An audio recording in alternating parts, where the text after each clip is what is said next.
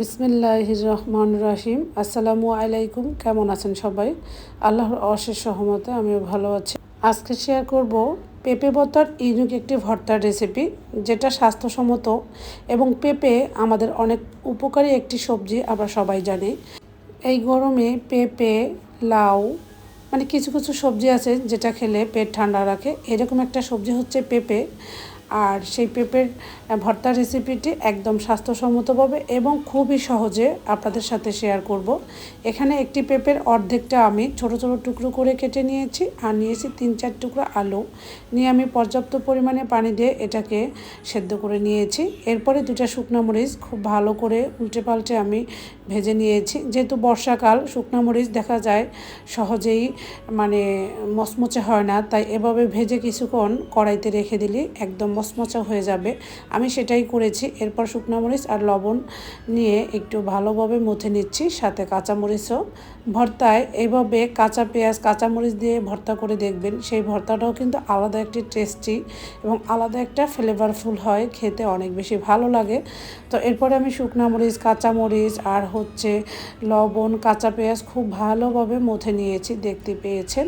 এরপর এখানে 1 টেবিল চামচ সরিষার তেল দিয়ে দিচ্ছি। তো আবারও একটু ভালোভাবে মথে নিচ্ছি। আর যারা আমার আজকের ভিডিওটা দেখা শুরু করেছেন, একটি লাইক দিতে ভুলে গিয়েছেন, প্লিজ একটি লাইক দিয়ে সম্পূর্ণ ভিডিওটি দেখে নেবেন।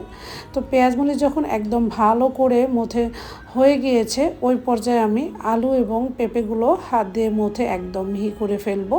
তবে আলুটা একদম মিহি করবো, আর পেঁপেটা একটু হালকা হালকা আস্ত থাকবে, এতে করে ভর্তাটা খেতে ভালো লাগবে। তো এরপরে সব কিছু খুব ভালোভাবে মেখে নিয়ে এখানে আমি বেশি করে একটু ধনিয়া পাতা কুচি দিয়েছি, দিয়ে আমি আবারও ভালো করে মেখে নিচ্ছি। ভর্তা যত বেশি মাখাবেন, সে ভর্তা খেতে তত বেশি ভালো লাগে। তো আমার কাছে প্রতিনিয়তই খাবার টেবিলে একটা ভর্তা থাকলে মনে হয় যে তৃপ্তি নিয়ে আমি 1 প্লেট ভাত খেতে পারি। তাই আমি প্রায় চেষ্টা করি মজার মজার ভর্তা তৈরি করতে এবং সহজ রেসিপিতে, যেটা কিনা প্রবাসী ভেচালার বা আমাদের নতুন রাঁধুনি আপু ভাইয়েরা সহজেই করে নিতে পারেন।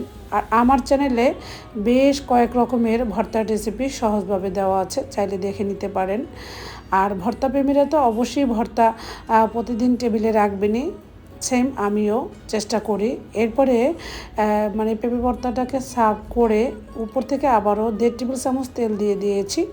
দিয়ে এখন আমি একটু তুলে আপনাদেরকে কাছ থেকে দেখাচ্ছি, দেখুন কতটা লোভনীয় এবং ইয়াম্মি লাগছে।